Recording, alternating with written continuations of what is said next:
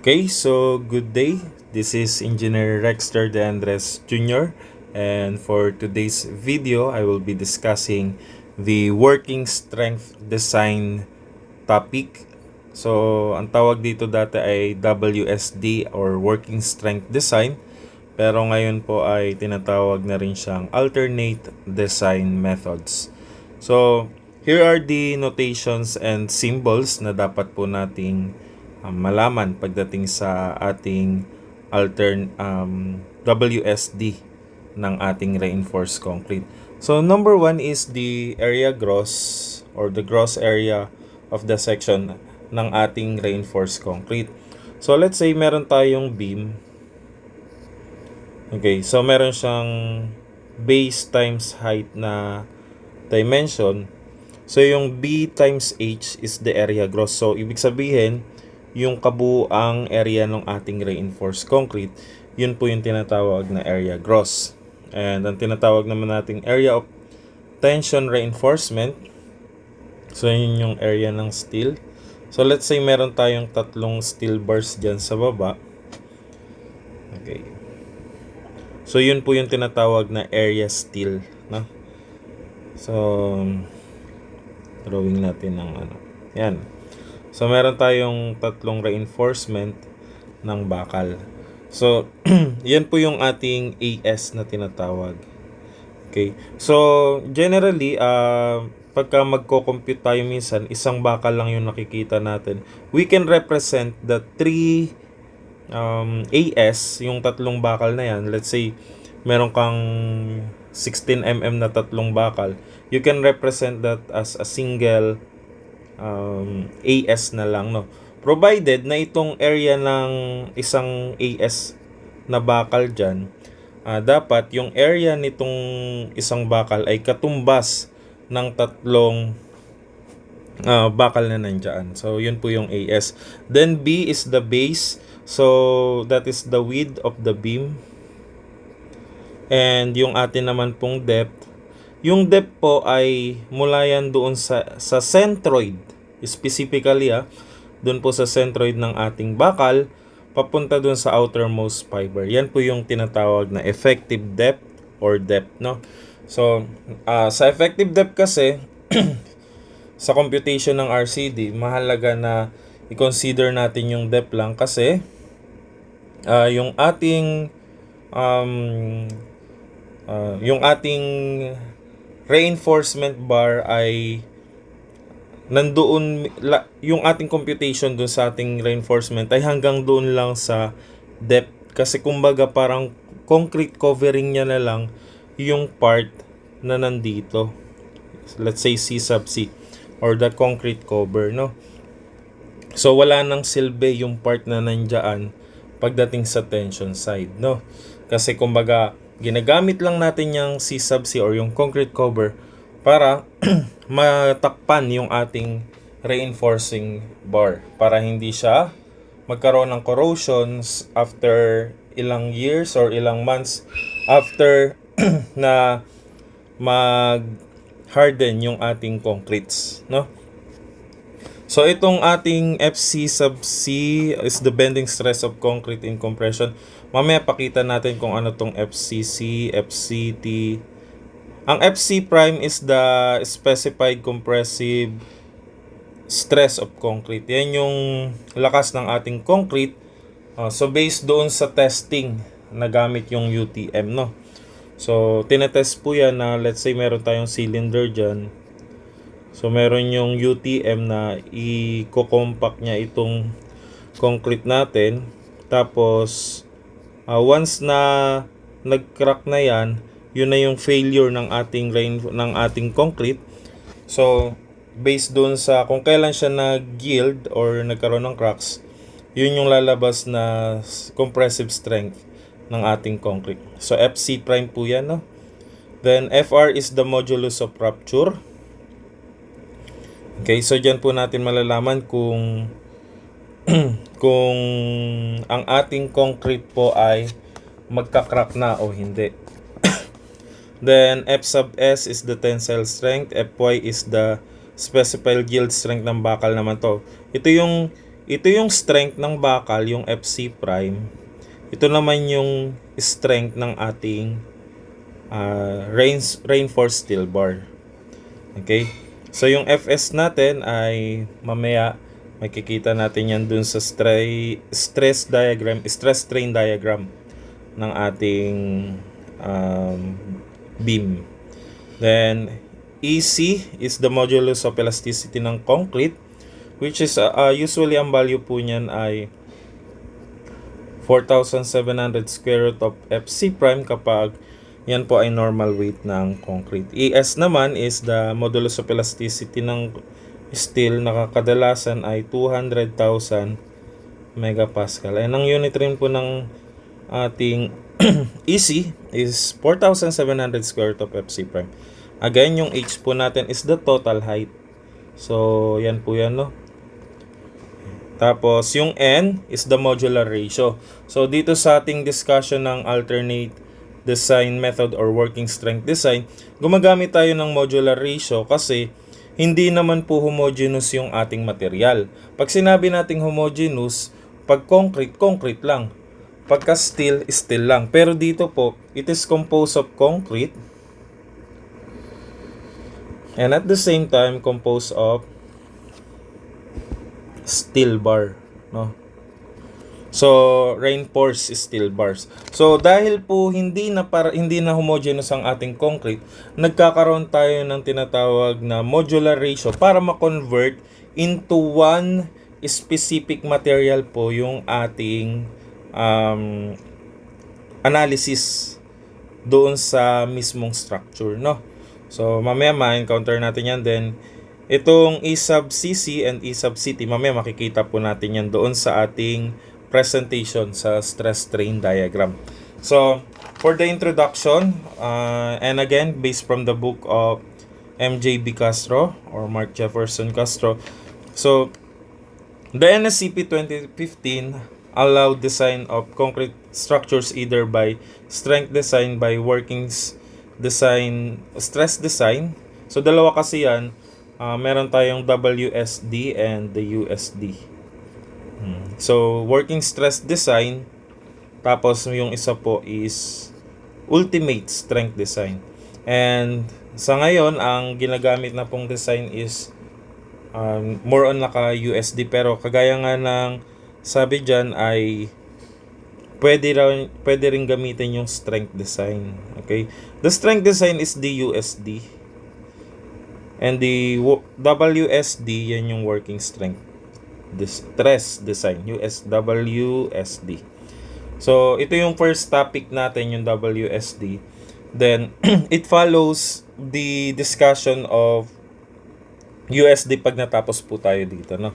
So, before strength design provision were introduced, beams are proportioned by working stress or elastic design. So, ibig sabihin, nakalinear yung ating analysis ng stress design dito, no? So provision for the working stress design method, now termed alternate design method, are in section 429 of the code. So pwede nyo ma-check yan dun sa ating libro ng NSCP, no? Kaya maganda, meron po tayong hard copy ng NSCP na yan, pero meron rin naman pong soft copy. So this method is based on the computation of the computed stresses produced by working loads. So, tatandaan pa natin, pagka working loads na tinutukoy, unfactored po yung loads niyan, no? So, pagka unfactored ang loads kasi natin, that is, so let's say we are computing for the load. So, ang gagawin lang natin sa pag-compute ng load, dead load plus live load lang, no? Hindi na po natin kailangan maglagay ng factored, no? So, pagka tayo po ay naka-WSD, ang load natin ay naka-dead load plus live load lang. Pagka USD naman po, meron tayong factored na ginagamit. That is 1.2 ng dead load plus 1.6 ng live load. So, ito po ay gagamitin natin yung factored load na yan sa susunod na topic after nitong WSD. But in WSD, ay dead load plus live load lang po tayo, no? So the unique fundamentals assumption used in working stress method is the stress is proportional to strain lang, no? So that reinforcement reinforced concrete behaves like a linear elastic material. So ibig sabihin ng linear elastic material, so straight lang po, no? And cracks uniformly across the length of the beam whenever service moments exceed the cracking moment. So pagka yan yung sinasabi dyan, so meron tayong comparison mamaya na gagamitin na kung saan yung ating FCT, kapag yung FCT ay less than FR, so dyan kasi sa FR na yan, dyan natin malalaman kung nag-crack na. So ibig sabihin, pag mas malaki pa yung ating FR kaysa dun sa FCT, ibig sabihin po niyan, hindi pa nagka-crack yung section natin. So uncrack pa yan. Okay. Pero pagka yung ating FCT, ano na nga ba yung FCT natin? Bending stress of concrete and tension. So kumbaga, ito yun. Magkakaroon na yan na, ito yung tinutukoy niya, no? Yung part dito sa compression fiber po ng tension.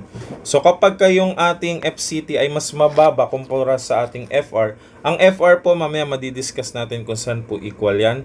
At yan po ay yung modulus of rupture na yan ay nakabase po sa ating NSCP code. So ang FR, kapag yung FCT naman po is greater than FR, so ibig sabihin nag-exceed na siya doon sa code ng FR. So ibig sabihin masasabi na natin na yung section po natin ay cracked section. Okay? So, yun po. And let us proceed po dito sa next part. Okay. So, saan ba equal ang FR? So, ang FR po ay equal sa... Okay. Ang FR po ay equal sa 0.62 lambda square root of FC prime. Ang lambda po natin ay equal sa 1.0 kapag yan ay normal weight, no? At meron rin pong lambda na equal sa 0.75 kapag yan ay lightweight, no? Itong pong part na to ay nasa NSCP 2015 yan, no? So, hindi ko lang matandaan pa kung anong provisions, or pwede nating ma-check dito siguro sa 419.2.3.1 kung saang part to. Then yung lambda na yan, that is just the value of the yung value ng ating factor doon sa ating concrete, no?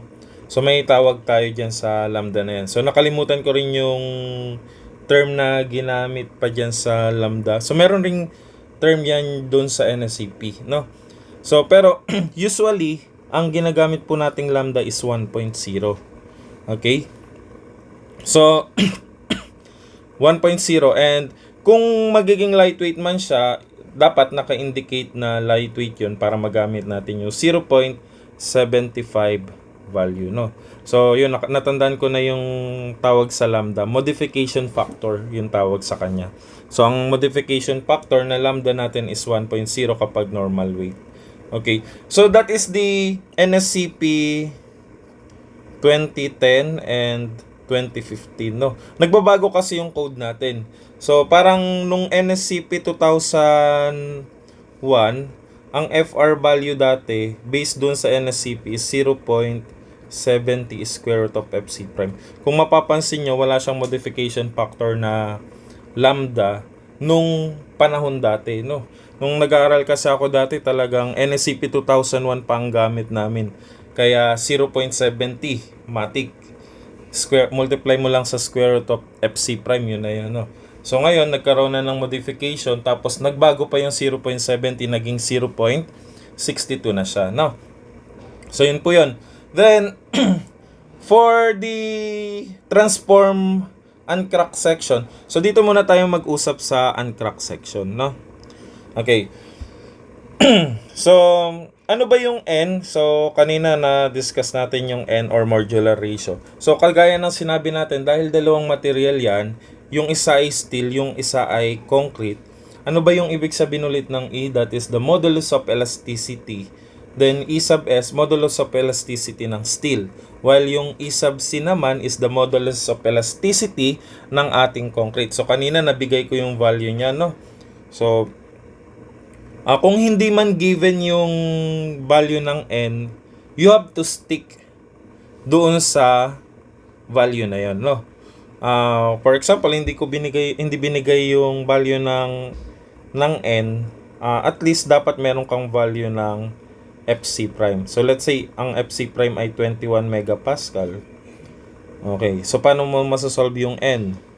N is just equal to ES 200,000 all over EC. What is EC? That is 4,700 square root of FC prime, but FC prime is 21, no? Saan ba magiging equal tong value na to? Try ko lang i-calculate, no?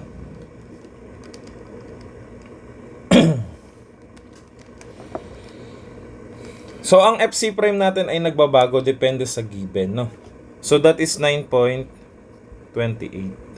So, sabi niya, it may be used to the nearest whole number. So, yung nearest whole number, ayan, nagkakaroon ng issues dito minsan pagka kung round up ba or round down, no? Minsan, pagka ganyan, nagkakaroon ng pagkakaiba ng sagot kasi, no? Pero depende pa rin naman sa magiging instruction, no, kung ano yung gagamitin natin. Kasi pagka i-round down natin yan, may discrepancy. Kasi nga, yung concrete, parang yung steel bar, kino-convert natin into concrete para maging concrete ng buo yung isang structure, no? Kasi pag gumamit tayo ng N, na i-convert natin yung steel bar into a pure concrete. Kaya nagkakaroon tayo ng multiplier ng N doon sa ating computation. So kung ang gagawin natin ay i-round down natin, ang mangyayari dyan ay bababa. So hindi siya, inaccurate siya. Kung tataas naman yung value, kasi minsan yung N natin kapag ganyan ang lumabas, may mga ibang nagsasagot ng 9 ang sagot kasi round down. Meron namang iba ang nagiging sagot ay 10. So sir, ano ba sa dalawa yung susundin natin? Yung 9 ba or yung 10? Okay, so usually ang ginagawa dyan ay round up, no? So kung ganyan ang naging computation natin, we use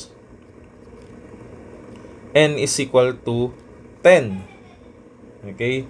So, pero sabi niya nearest whole number. Kung tatanungin tayo kung nearest whole number, ang pinakamalapit kasi ay 9. No?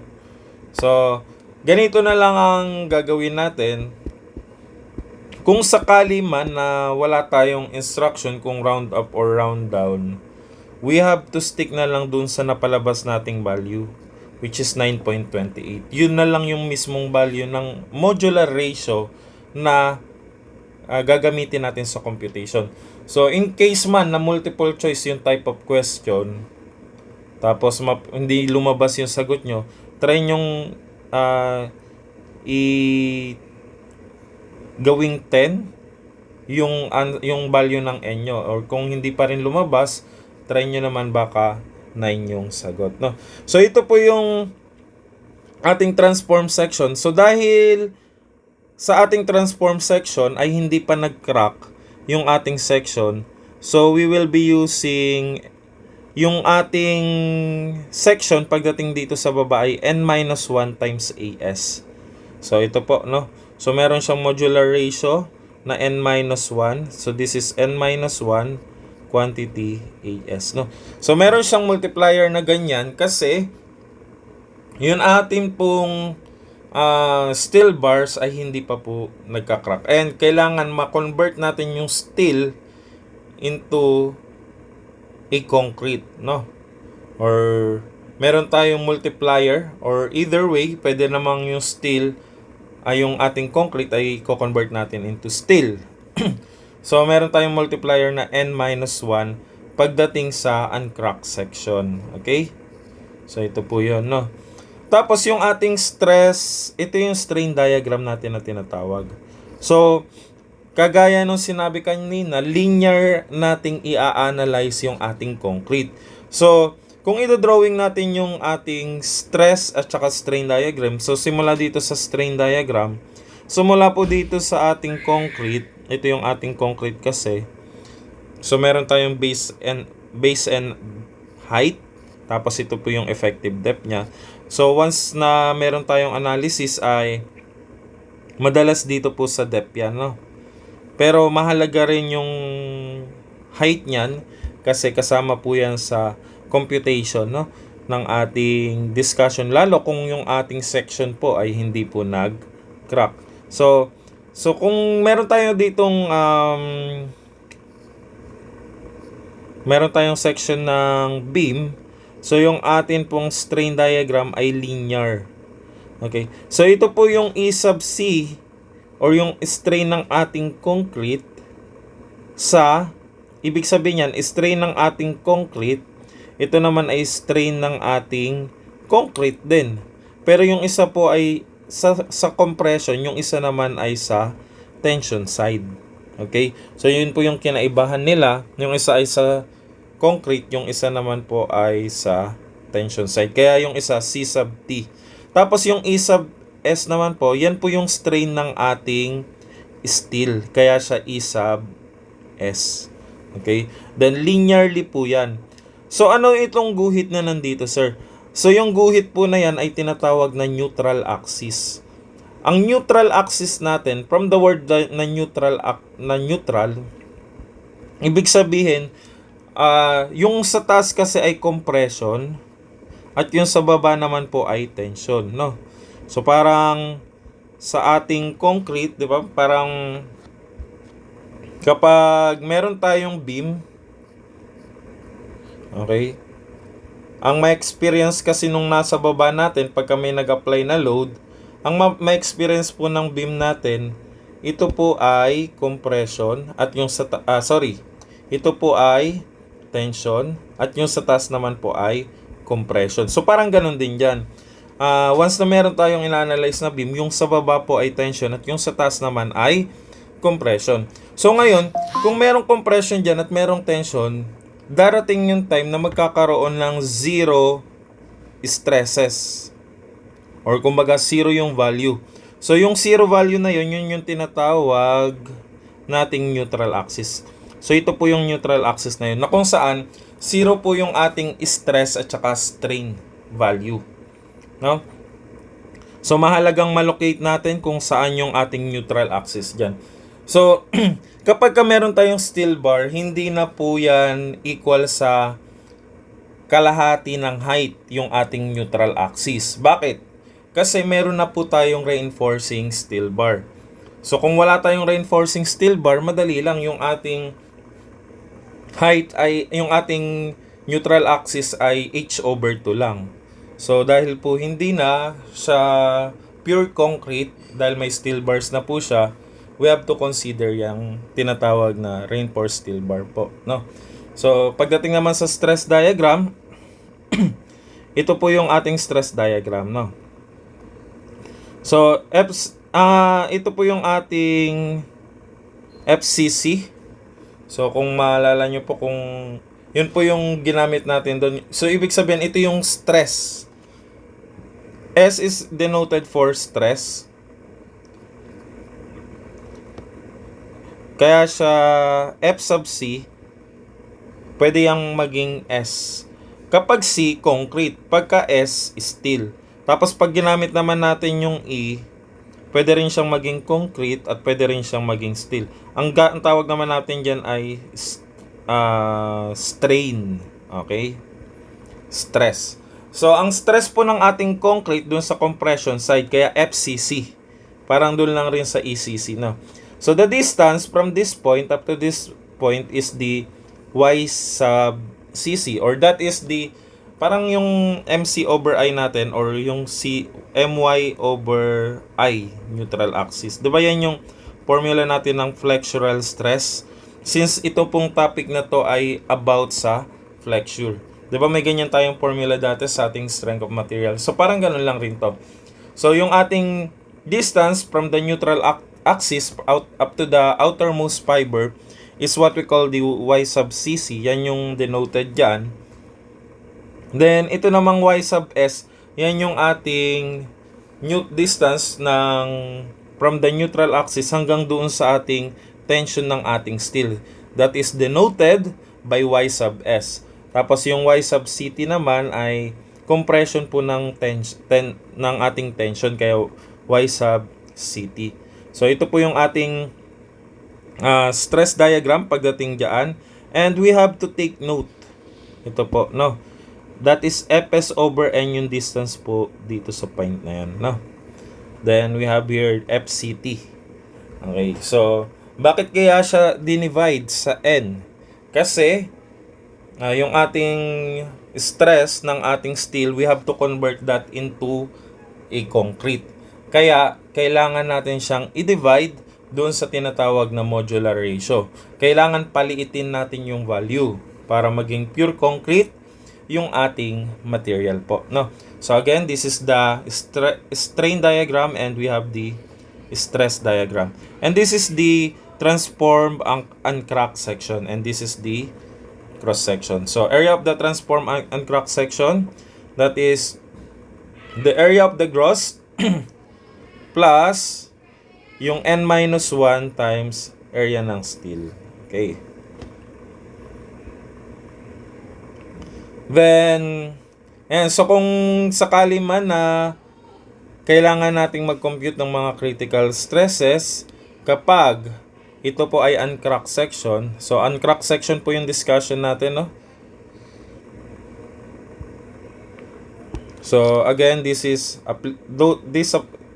formulas are applicable for uncracked section. So, dalawa lang pang pag-uusapan natin, uncracked sections at saka yung ating crack sections. So, ito yung ating inertia area ng ating uncracked section. So, kung sakali man na kailangan natin malaman yung ating compression. So, again, di ba, ito yung ating FCC. Tapos, ito yung ating FCT. Ito naman yung ating Fs. Okay. So, kung ang kailangan nating malaman, stresses to, FCC, so that is MC over I. Parang, patandaan nyo lang yung MC over I na formula, no? Over I.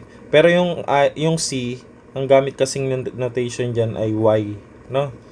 So, yung ating C is the Y bar, no? So, yun yung distance from this point up to that point. Yan yung Y bar. So, all over yung inertia nung ating uncracked section po, no? So, transform uncrack. So, kapag sa tension naman tayo, hindi na siya Y bar.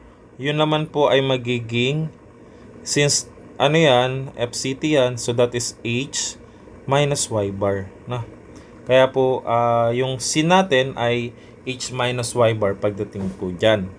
And then, kapag yung atin naman pong kukomputin ay yung Fs or yung stress doon sa kanyang steel, so dito yung Fs natin. So if this is Fs and this is Y sub S, so that the formula for that, yung gagamitin nating distance from the neutral axis up to the outermost fiber ay ito po, no? Yung Ys na yan. Okay? Then, Fs is, by solving for Fs, by multiplying both sides by N, gamit akong ibang kulay para hindi siya confusing. Dilaw. Yan, sige, ibang kulay na lang. Violet. So, kapag i-multiply lang natin po yan both sides by N, so, magka-cancel yung N dito. So, magkakaroon multiplier na, magmumultiply siya sa N. NMYS over IUT, no? Okay, so, uncrack. So, for the cracking moment naman po, kung cracking moment ang hinahanap, ang ating FR naman po ay equal sa cracking moment multiply by MCR cracking moment is MCR multiplied by H minus Y bar over IUT, no? So, yung distance po na kino-consider dyan sa cracking moment ay yung distance from the neutral axis hanggang dun sa outermost fiber, no? Since, bakit ba dun sa baba tayo nagko-consider, sir? Bakit hindi dun sa taas? Saan ba magkakaroon ng crack ang section? Doon sa tension side. So, kung diyan ang tension side at nag-apply ang loads, so probably magkakaroon ng crack yung ating RC doon sa ating baba or tension sides, no? Okay? Then MCR, solving for MCR using algebra. So multiply nyo lang both side by IUT tapos over H minus Y bar, no? So same lang. Okay. So for the crack section, if the moment is large, so kapag napakalaki ng value ng moment, no? Habang lumalaki yung value ng moment, nagiging crack section na siya. Oh. Ito is greater, baka mapagkamalan nyo. Is greater. Habang lumalaki yung value po ng ating crack ng ating moment, and that is the time na magkakaroon po ng crack yung ating beam. So once the beam crack, it is assumed that all the concrete on the tensile side of the beam is ineffective in resisting tensile stresses. So once na nag-crack na, no, ineffective na siya makapag-resist ng tensile stress and must be neglected in the flexure calculations. So the cracking of the beam does not necessarily mean that the beam is going to fail. Only the longitudinal steel in the tension zone carries the tensile stresses caused by the applied moment. So the transform crack section, sige, meron po tayo ditong formula for the transform and crack section. Ayan. So, ito po yung stress diagram kasi ng ating, kapag crack section tayo, so, ganito natin ina-analyze yung ating beam, no? Again, crack section po, So, pagka crack section, ang ating stress diagram ay ganito. Ina-assume natin na linear yung stress ng ating beam, no? So, kumbaga, kung ito po yung ating beam, yan. So, ito yung ating beam. Meron siyang stress, naka 3D kasi yan no? So, nakaganito po yan, no? Meron siyang triangular stress. Ayan.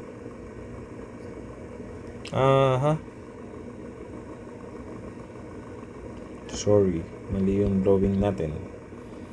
Ayan, so ganyan. Tapos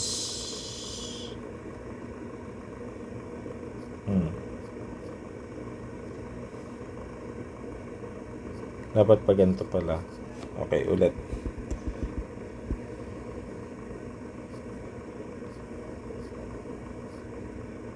Yan, so ganyan po yung drawing niya. Kumbaga, meron kang stress na naka siya, triangle, no? Sorry. Pag ganyan, no? Okay, so yan po yung ating stress load, no? Nakapaganyan siya. So, triangular yan. So, kumbaga parang kung ito 3D natin.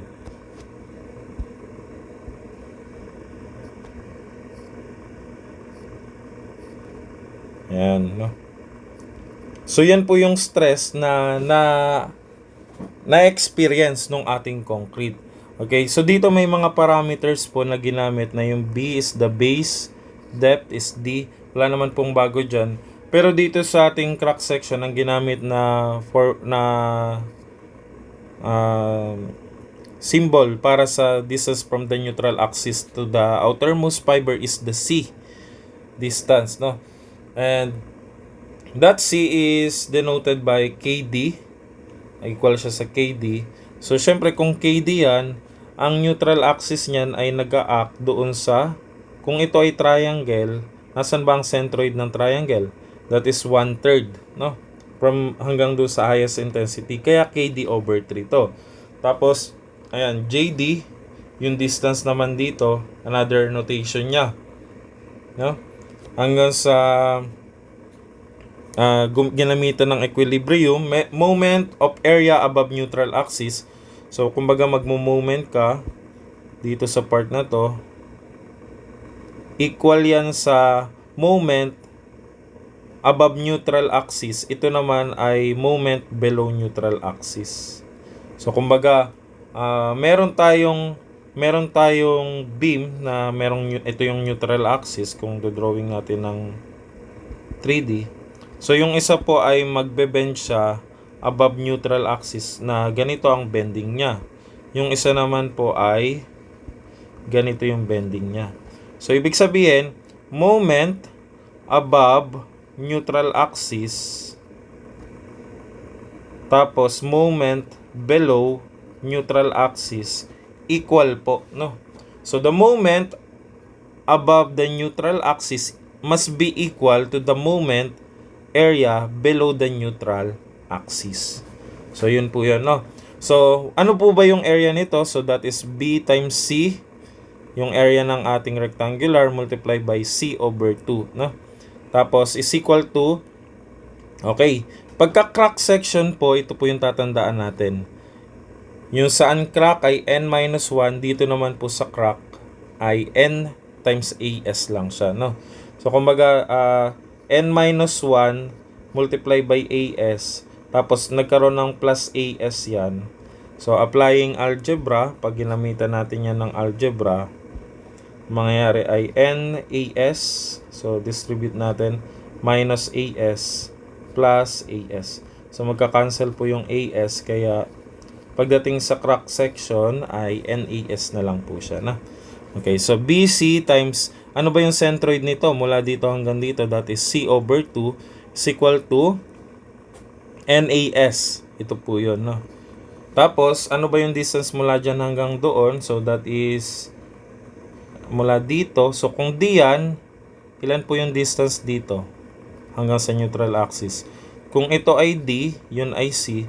So, that is D minus C. Kaya minultiply siya sa D minus C. Then, simplify na lang po. Tapos, gamit tayo ng algebra using quadratic formula. So, ito po yung magiging formula niya. So, J is equal to 1 minus 1/3 ng K. Okay? So, yan po. Tapos, ang ating strength naman. So, compression ng concrete, equal lang natin sa tension.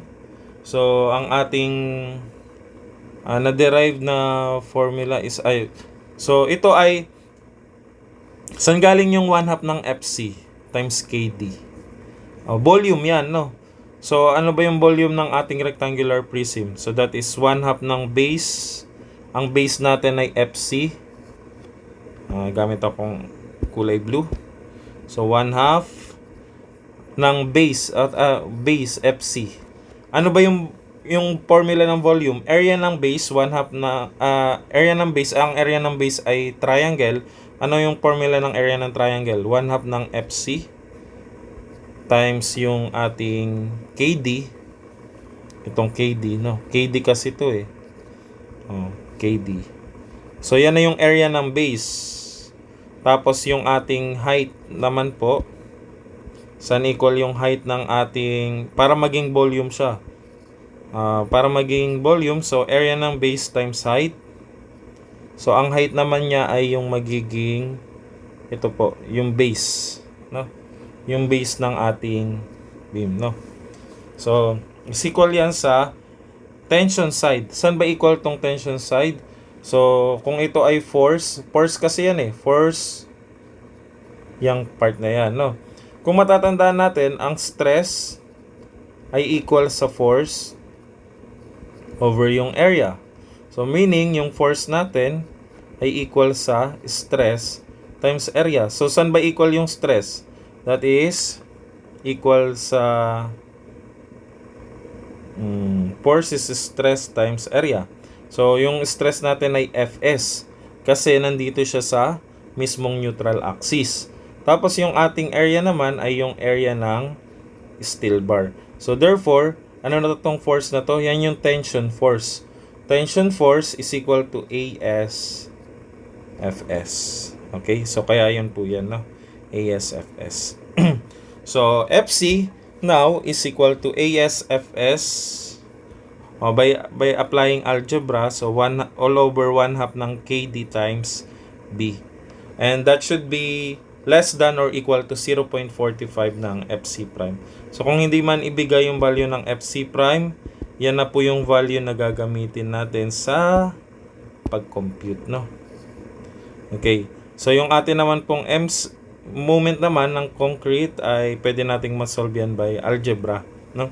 So sir, haba naman ng formula, no? Okay, so pwede namang hindi nyo yan kabisaduhin. Ito po yung derivation na yan. At applicable lang po yan. Take note, ha? Note natin dito. This is applicable. Applicable lang po to saan? For rectangular. Pagka hindi na po rectangular, we have to do the conventional method na. Okay? So, yun po. So, you can memorize this formula. Yung ating J at saka FC. May Fs formula rin yan. Pero, mas prefer ko kasi is yung conventional method pagka sa computation na to. So, mamaya po ay papakita natin, no? Okay. So,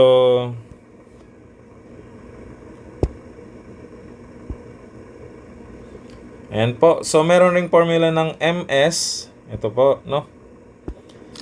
So, compression is equal to tension. So, 1/2 Fc KD. Ayan rin po yung formula, no? So, 1/2 Fc KD times B ASFS. So, ito po yung madederive nating formula dyan.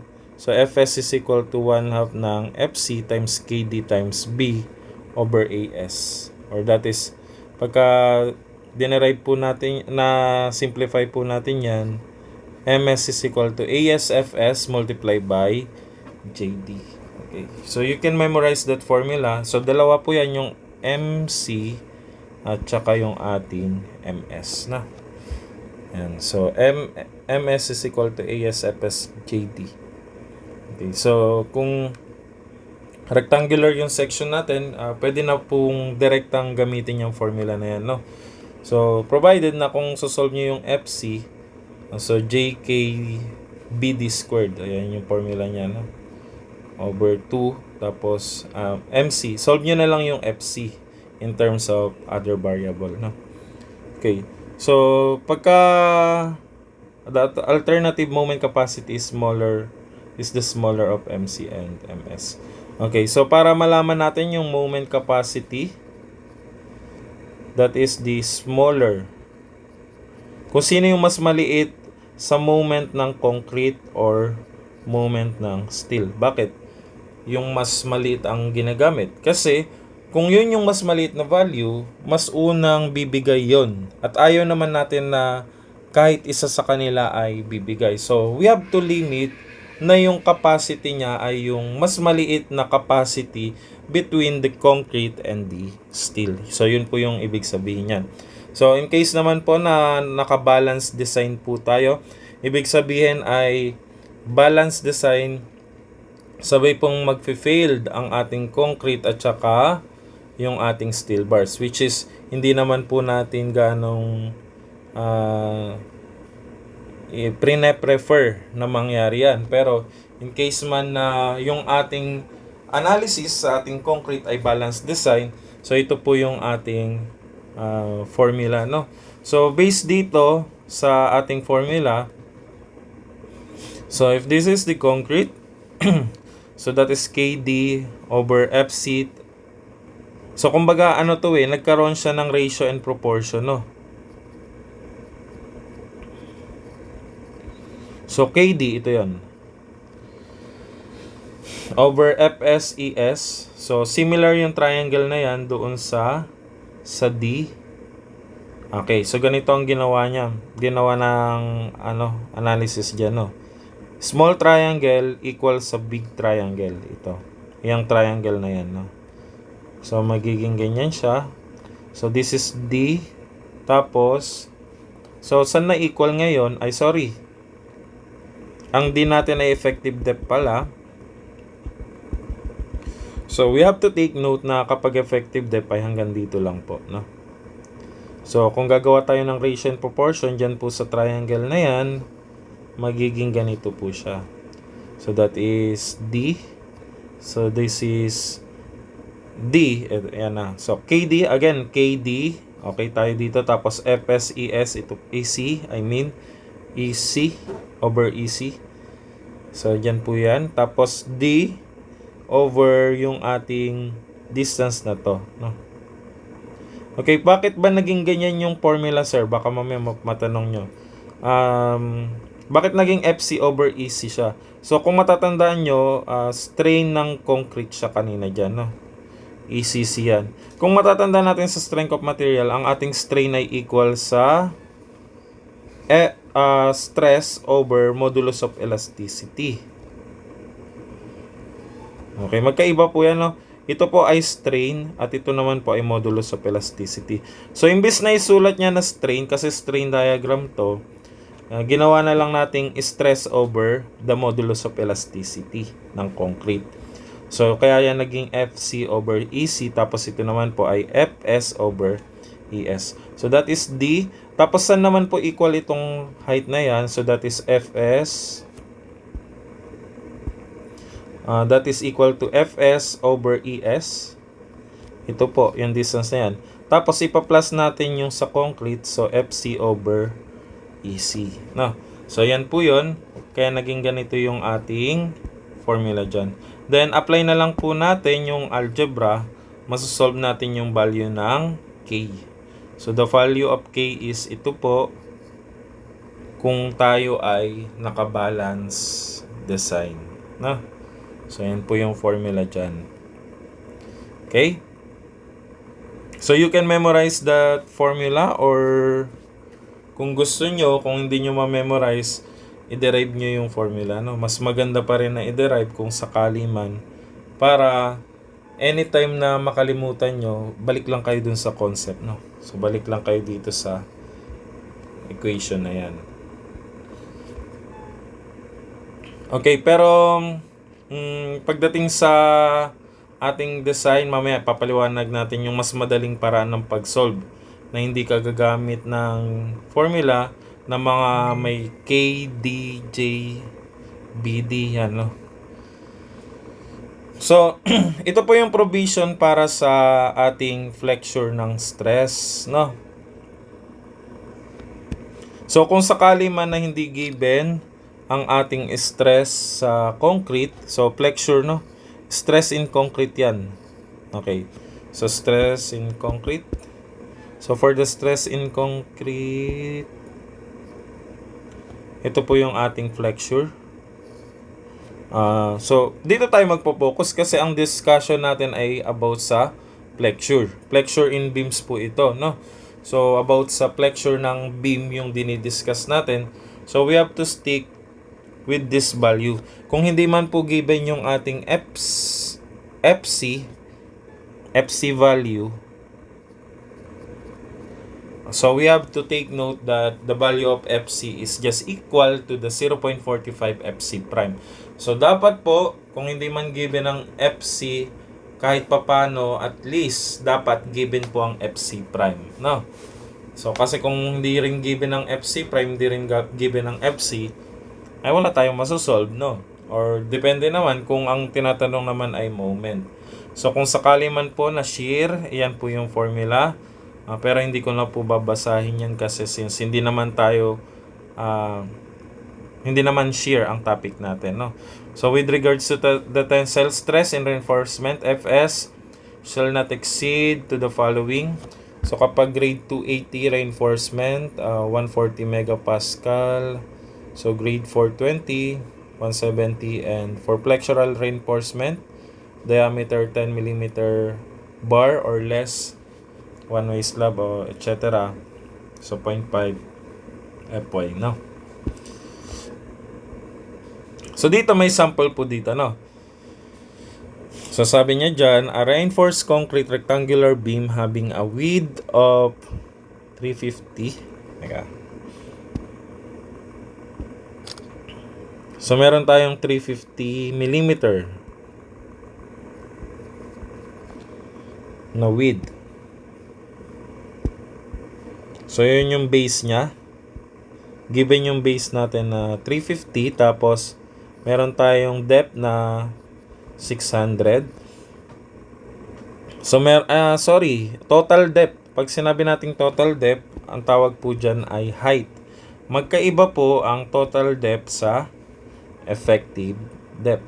So ito ay total depth, so height yan. So effective depth naman po, yung 530 na yan, that is the effective depth, no? So reinforced with apat na 28 mm diameter. Again, yung mga sizes po ng bakal natin ay meron tayo dyang 10 mm. So mamaya makikita natin yung iba't ibang sizes ng reinforcement, no? Papakita ko dun sa notes ko po. So material strengths are FY. So given yung FY, FC prime, FR. Sige, sulat nga natin lahat ng given. So, a reinforced concrete rectangular beam. So, sabi niya rectangular, no? So, rectangular yan. So, width is 350. So, 350 na to. Tapos, total depth is 600. And effective depth of 530. So, meron siyang AS na apat na pirasong 28 mm diameter bars. Okay? So, material strength, given yung FY, 420 megapascal. Given din daw yung FC prime, 28 megapascal. FR is equal to 3.28 megapascal. And N is equal to 8. So, determine the stress in concrete. So, required natin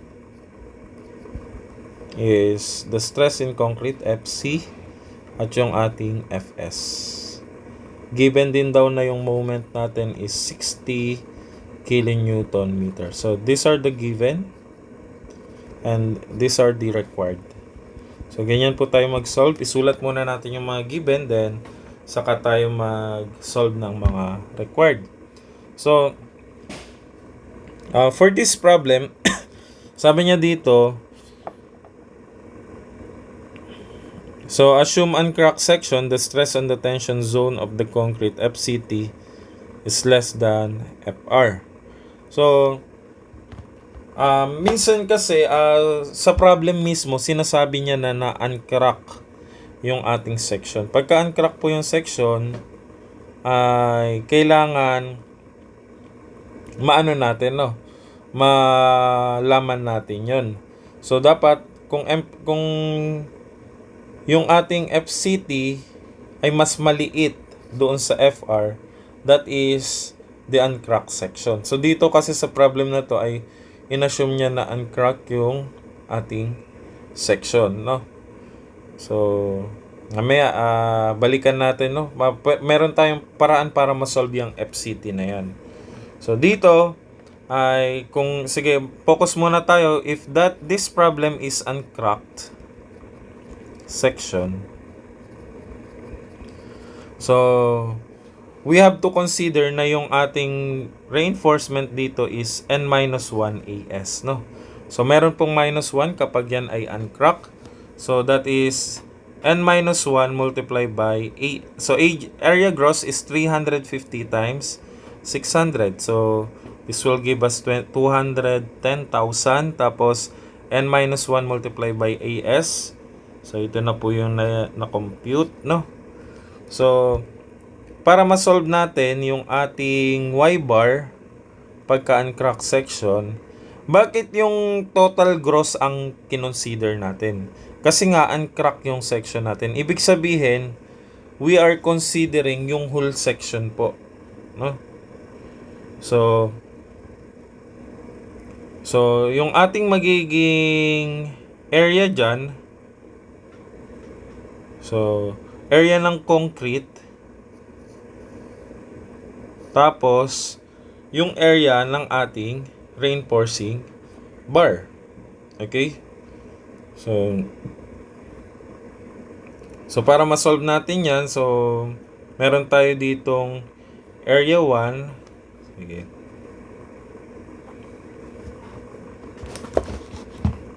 Okay, wait lang ha.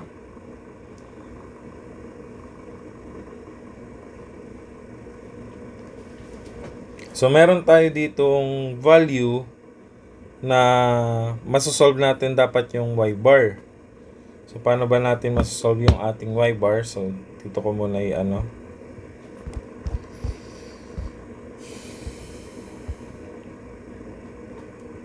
Mas maganda kung isolve ko ng separate na lang, no?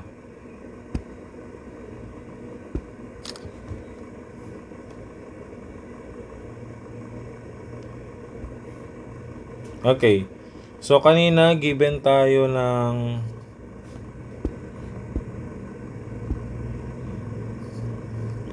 given tayo ng beam. So uncrack, no? So number 1 to, problem number 1. Given tayo ng 4 na pirasong 28 diameter, tapos we have here 530. Tapos total depth is 600. Okay, tapos meron tayong 350 na distance. Okay. So para ma-solve natin yung ating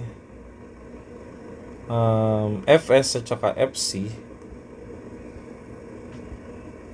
so FC is equal to M ng concrete, Y ng concrete, tapos over I ng kabuuan, no? Okay, so neutral axis po yan, no? So base po doon sa neutral axis ng buong section. Okay? So kapag sa ano naman po, concrete to, so yung ating para sa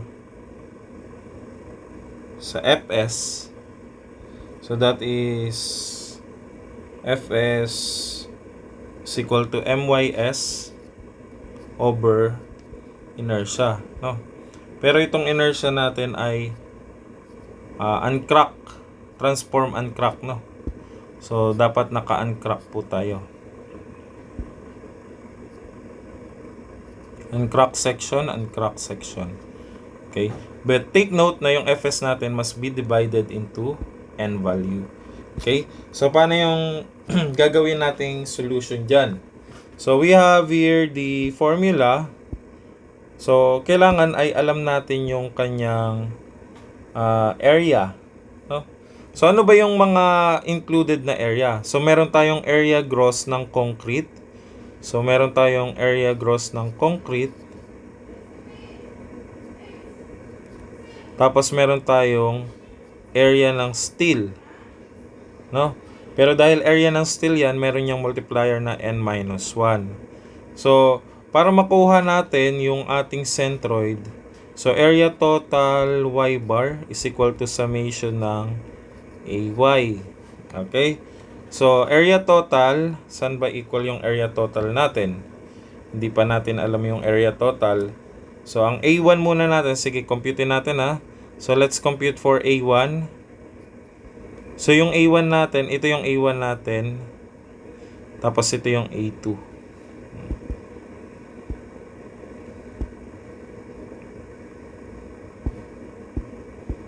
Okay. This is A1 and this is A2. So A1 is now equal to area gross. Tapos ang area gross natin ay 350 multiply by 530. So, yung A1 po natin ay equal yan sa... sorry. Gross nga pala, sorry. It should be 600. Okay. So, ang area 1 natin ay equal yan sa 210,000. Okay. Ang area 2 naman natin ay equal sa n-1 multiply by AS. Bakit may n-1? Kasi po siya ay uncrack. So, area 2. So, that is 8 minus 1. So, given na yung n. Kaya hindi na natin kailangan isolve. So, kanina nung sinulat ko yung given, hindi ko nasulat yung n, no? Paki-sulat na lang. Paki-note na lang po. So, 8 minus 1 multiply by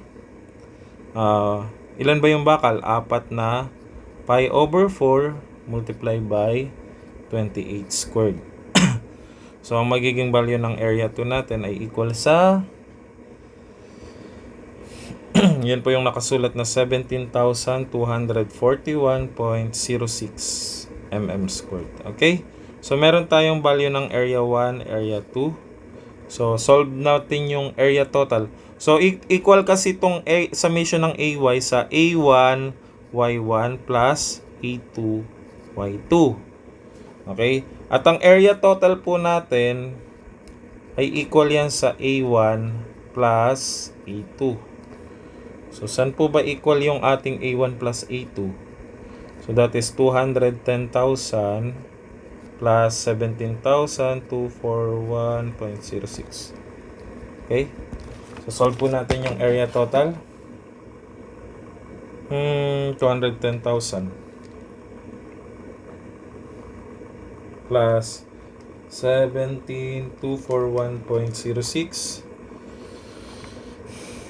227,241.06 mm squared. Okay. So, apply na natin tong formula na to. So, area total, Y bar.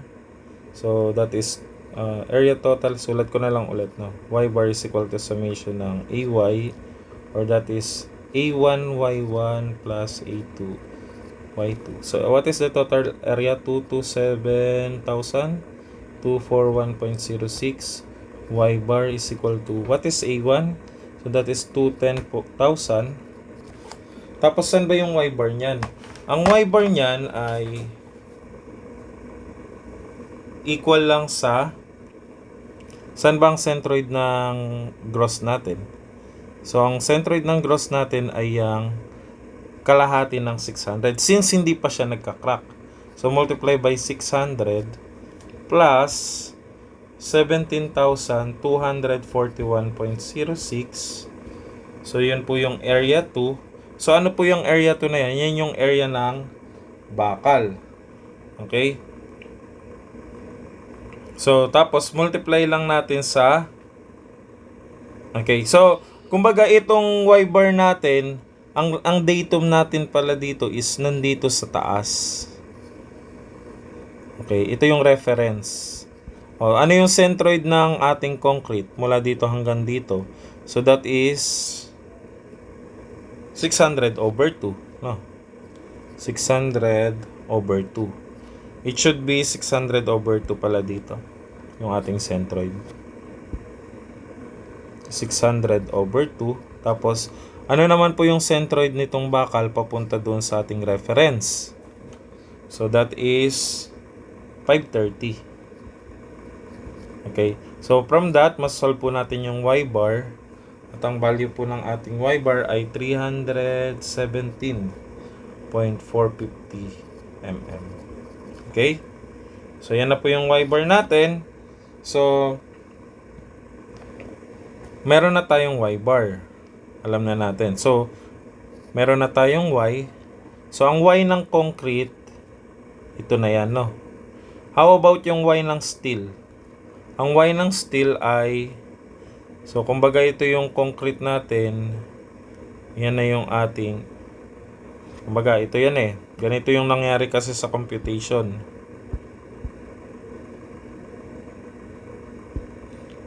Meron tayong beam, na-compute natin yung y-bar natin. Ito yung neutral axis. No? Mula dito hanggang dyan, ito po yung ating na-compute na y sub c, which is 317. Ngayon, yung y ng steel naman, ito po yun. Y ng steel. O, paano mo malalaman yung y ng steel? Eh, ito ay depth, no? So, ang gagawin mo ngayon, depth minus y sub c. So, ilan yung depth natin? 530 minus 317.45. So, that is 212.55.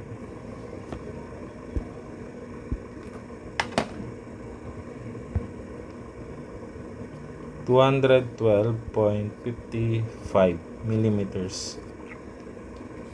Okay.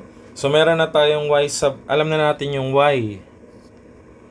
Tapos, yung m natin ay 60 kilonewton meter. So, wala na tayong problema dito sa y at saka sa moment. So, kailangan naman, yung ating inertia naman, hindi pa natin alam. So, paano po malaman yung moment of inertia ng ating cross-section? Okay? So, for the inertia ng ating uncracked section, so, ito pong uncracked section natin ay nandito na yung ating section, no? Ayan. So, kumbaga, meron na tayo dyang value ng depth natin, no? So, ano ba yung inertia with respect doon sa neutral axis? So, BH cube over 3 po yan, no? So, that is B, 350. Ilan yung height nito? Yung height niyan, ito yung 350. Tapos yung height niya ay yung y sub c. Pero yung y sub c ay 317.450 cube over 3. Tapos plus yung area. Ang area niya ay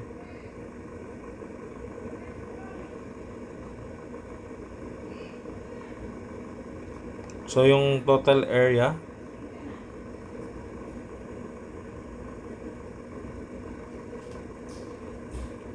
yung magiging area po natin dyan is area ng steel.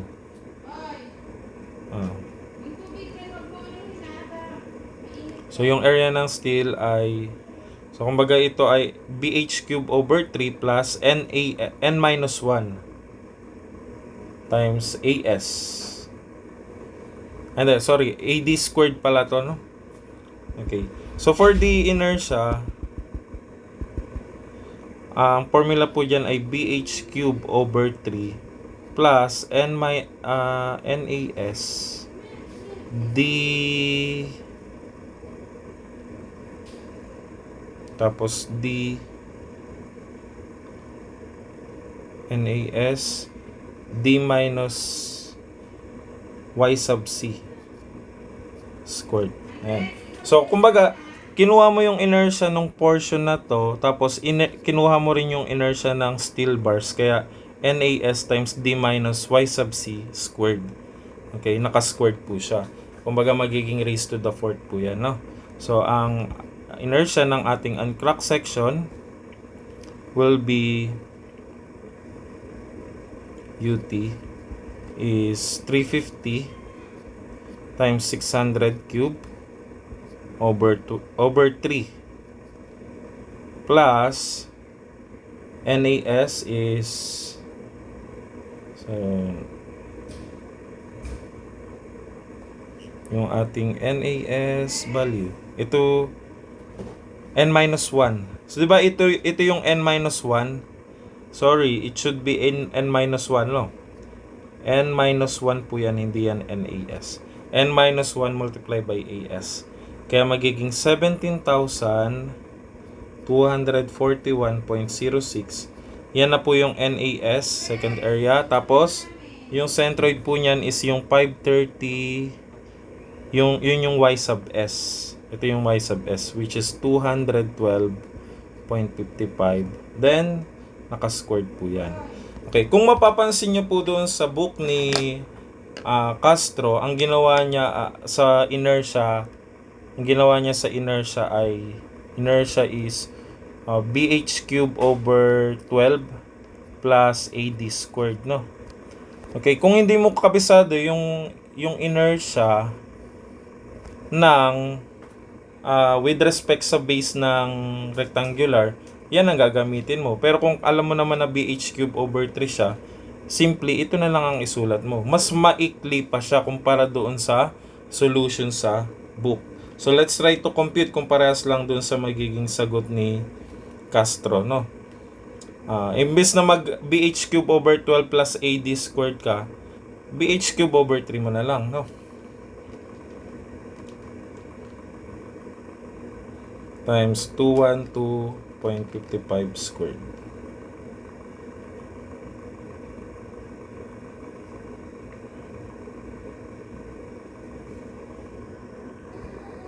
Okay, so yung sa nabanggit ko kanina ay itong BH cube over 3. Magiging applicable po pala to pagka ang gagamitin natin ay uncracked section. Pero since ito ay cracked section, so I will revise this by BH cube over 12 to plus AD squared plus ipa-plus mo lang yung area nung nandun sa ating steel, no? So for correction lang po, hindi po yung part lang na yan yung kino-consider natin, yung buo, no? Kaya magiging BH cube over 12 plus AD squared plus yung ating n-1 multiply by AS multiply by yung ating Y sub S squared, no? So ang ating IUT is equal to 350 times 600 cube over 12 plus 350 times 600 multiply by yung ating 317 tapos minus 300. Bakit 300 yon? Kasi yung centroid po nung ating buong section ng rectangle. Ang centroid ng buong rectangle natin ay 300.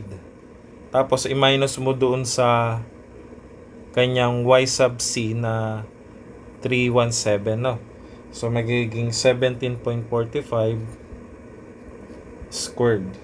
Okay, plus the value of 17,241.06 multiply by 212.55 squared, na. So dyan po ang magiging uncracked section, transform uncracked section po ng ating inertia ay magiging 7,142.85 times 10 raised to 6. Madalas yung inertia ay in-express ko siya ng times 10 raised to 6. Mas okay siyang i-convert ng times 10 raised to 6, no? Mamaya makikita niya kung bakit mas magandang naka times 10 raised to 6 siya. So, screenshots po muna natin to kasi may erase siya. Yan, tapos ayan. So, again, based dun sa na-compute natin ay meron tayong inertia na na-compute. So, that is 7,142.85 times 10 raised to 6. So, para po sa ating FCC, so doon na lang tayo mag-base sa naka-solution na para hindi na po takaw sa oras, no?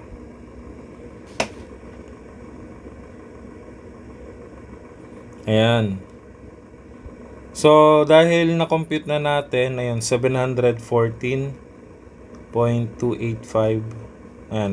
Yun po yung inertia natin. So, therefore, masasolve na rin po natin yung FCT. Okay? So, ang FCT natin can be solved by moment multiplied by h. So, ito, para malaman mo kung nag-yield, kung nag-crack ba yung section, no? So, para malaman mo kung nag-crack yung section, so kailangan ma-solve mo muna yung FCT. Okay? Ito yung FCT natin, no? May iba rin yung F sub S. So, para malaman natin kung nag-crack yung section, so nag-assume lang tayo kanina na siya ay nag-crack. Then, FCT is equal to M multiplied by H minus Y bar over IUT. So, by solving this problem, magbibigay yan ng 2.373 megapascal. Ang FR natin ay equal sa... Saan ba ang equal yung FR natin? 3.28. So, given na yung 3.28 megapascal, hindi na natin kailangan gamitin yung formula. At lumalabas dyan na mas maliit yung FCT natin kumpara sa FR. So, meaning, dahil mas maliit yung value na yan, so, tama yung assume natin na siya ay uncracked. Okay. So, yung kanina ay mag-a-assume lang tayo kung siya ay uncracked. So, for the value of FCC, so, for the compression ng concrete, so, MC over I lang siya. So, given na yung moment, yung Y natin, tapos yung I. So, this is FCC. 2.667 megapascal, no? So, pagdating naman sa steel, Fs over N is equal to M C. Pero yung C natin, Y ng steel over I ng uncracked section, no? So, based from that formula, if we multiply that by N, both sides, magka-cancel po yan, tapos mamumultiply yung N dito, no? So, by solving that problem, N times M times YS over IUT, so masolve po yung IS. Ito, kaya ko nasabi na naka times 10 raised to 6 yung inertia, kasi pwede nyong i-cancel out yung times 10 raised to 6. So, 2, 4, 6. Ito ay 7142.85 times 10 raised to 6, no?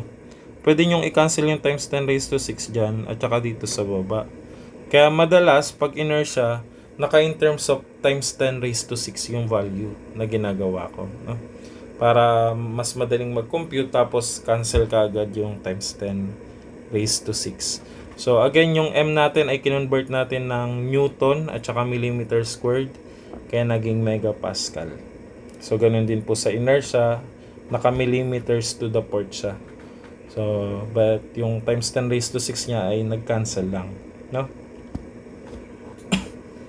So yan po. Ang sagot for that problem is yung FC na 2.667. Ibig sabihin, ang stress ng ating compression sa concrete ay 2.667, while yung sa steel naman po ay 14.28 megapascal. Okay? So, next problem. So, a reinforced concrete rectangular beam having a width of 350 mm, a total depth of 600 mm, and effective depth. So, parang parehas lang to sa problem 1. Same with problem 14.1. Pero, in this case, yan, pinalakihan niya naman yung value ng moment. Okay?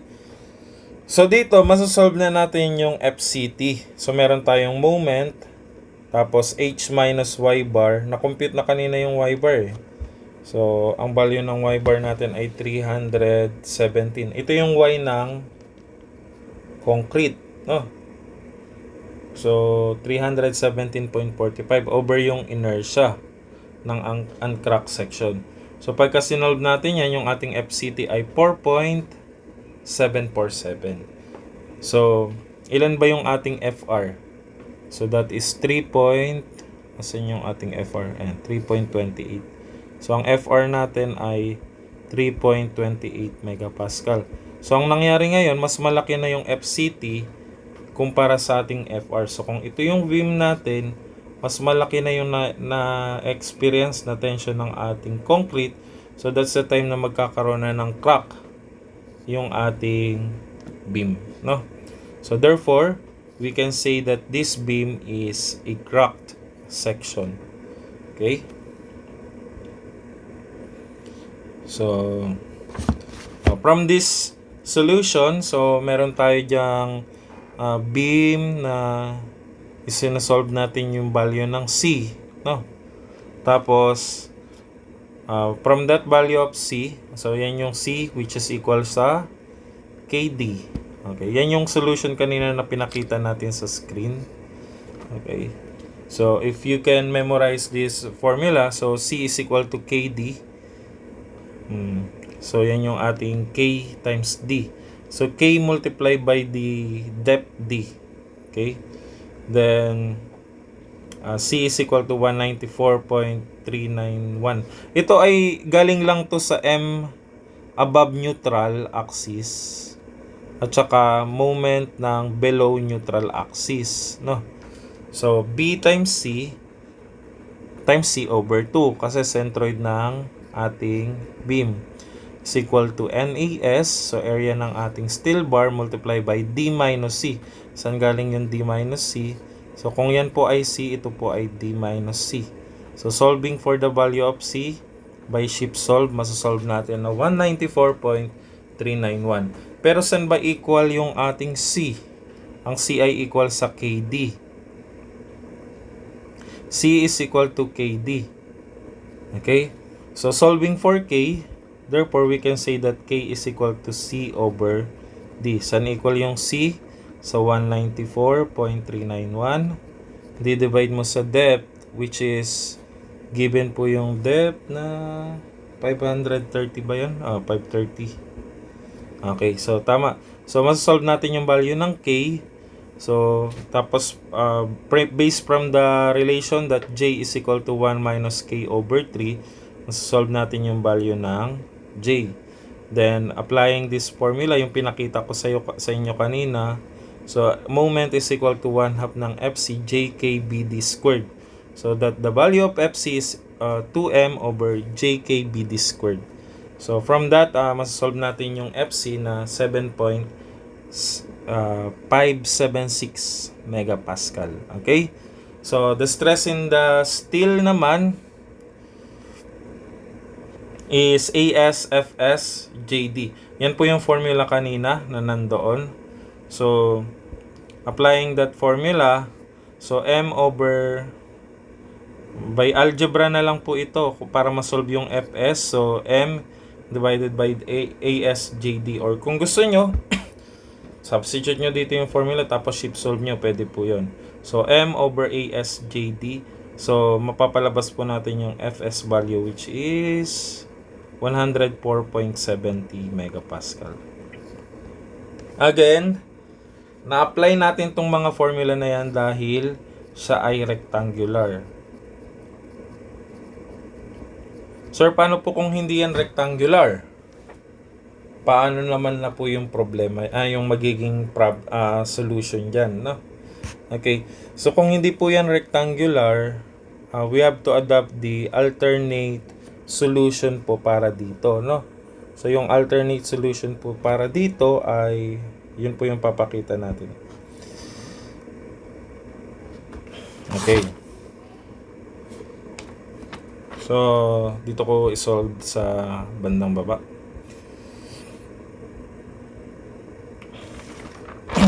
Okay, so, meron tayong beam kanina na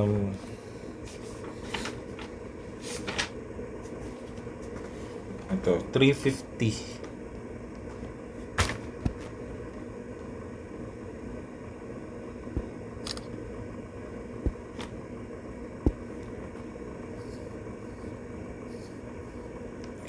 Okay, 350 millimeters. Tapos, meron siyang depth na 530 mm, no? So ngayon,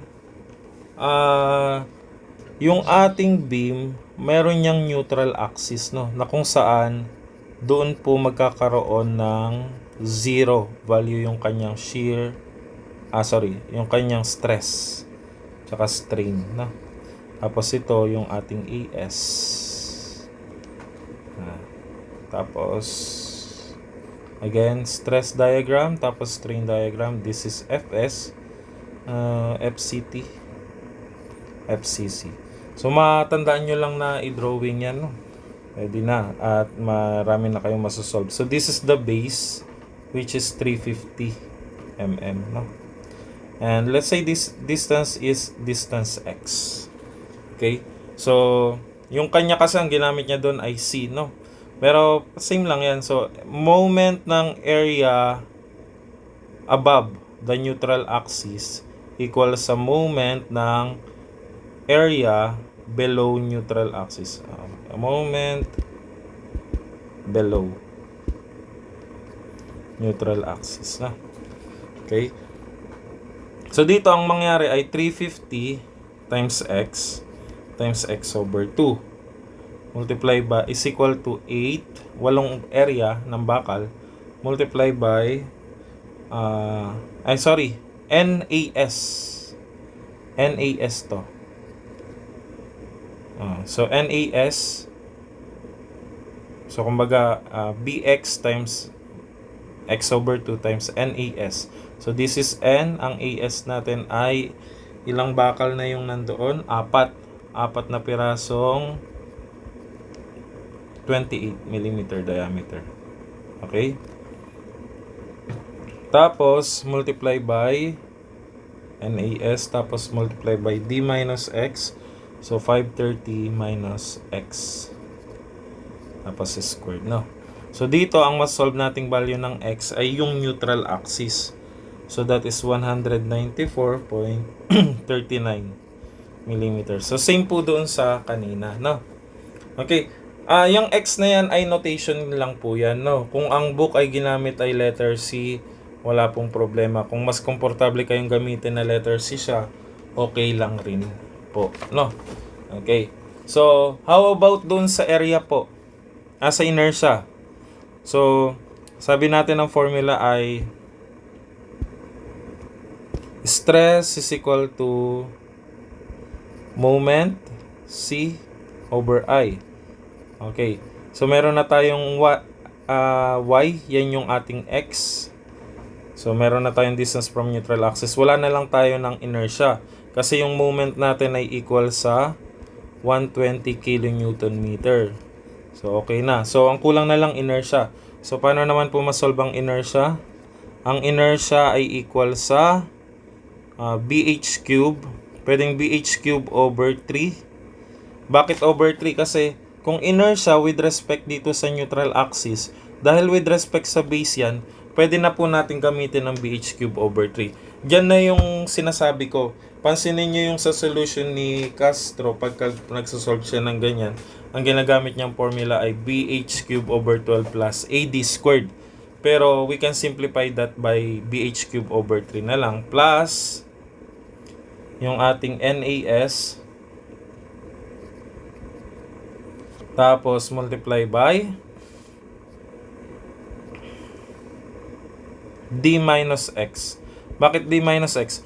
Kasi ang inertia nito ay BH cube over 3. Ito yung para sa concrete. Tapos yung para naman sa steel, itong nasa baba. Ano yung inertia nito? So AS tapos multiply by the square ng lever arm niya. So yung square ng lever arm niyan ay NAS. Tapos ilan ba tong distance na to? So D minus X. Kasi ang total na distance niyan ay D. No? Kaya D minus X na lang po.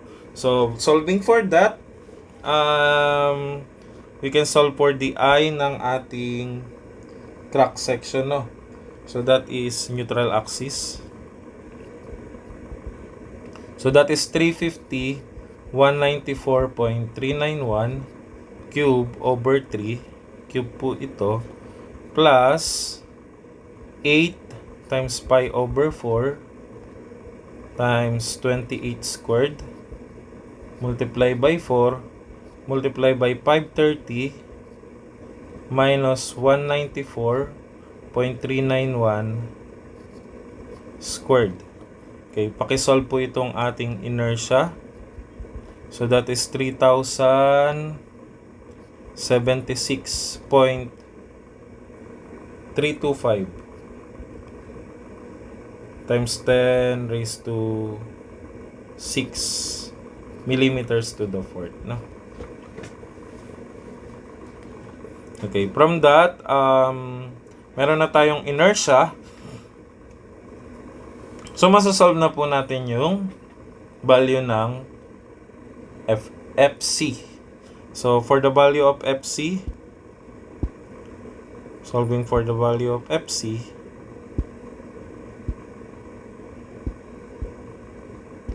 so FC is equal to M C over I. No, pero yung C natin ay Y, ano yan? X, no? Yan po yung distance na X. So, M ng concrete times X over I. So, what is the value of M? 120 times 10 raised to 6. Tapos yung ating X ay 194.39 over yung inertia na 3,076.325 times 10 raised to 6. So, magka-cancel yung times 10 raised to 6. Therefore, yung ating FC value, the FC value will give us, paki-compute na lang, then magbibigay po ito ng 7.58 megapascal.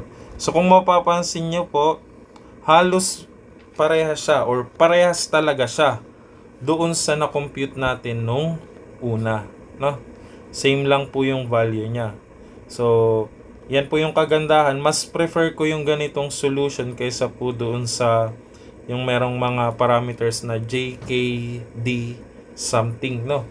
Kasi mas wala kayong kakabisaduhin formula dito, or pwede rin naman wala kayong kabisaduhin formula doon, pero ide-derive nyo po yung kanyang equation, no?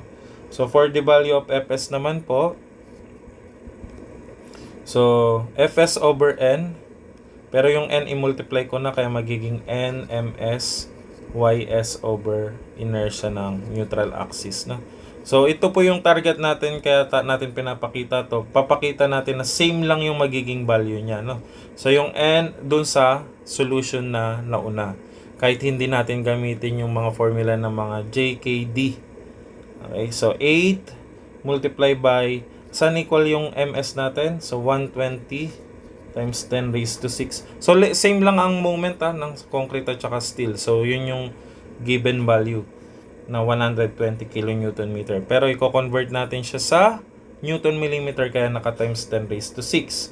Multiply by Y sub S na 530 minus 194.391 all over yung ating yung inertia na 3,076.325.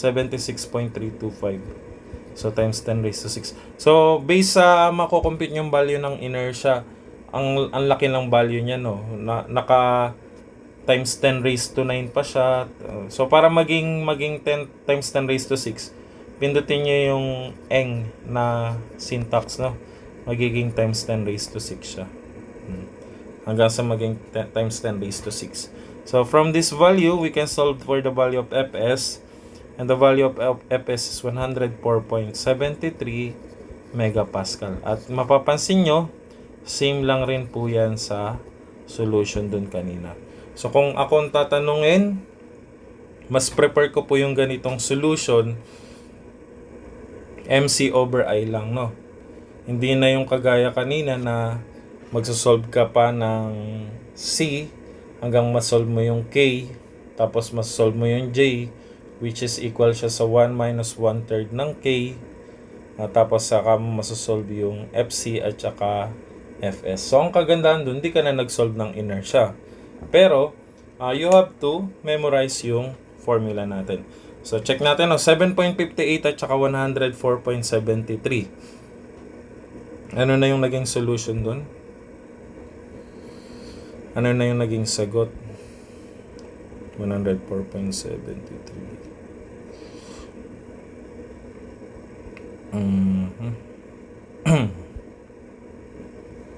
Ayun. 104.73. So, nagkaroon lang ng discrepancy. Siyempre, sa rounding off lang yan. Pero same lang po yan. Tapos, 7.58 yung na-compute natin sa FC. So, parehas lang po, no? So, for today's video ay hanggang dito na lang po muna. So, i-continue na lang natin for the next video para hindi sobrang haba po ng ating discussion. So, yun lang po, and I hope na may natutunan po kayo for this discussion. And again, this is Engineer Rexer De Andres, and I hope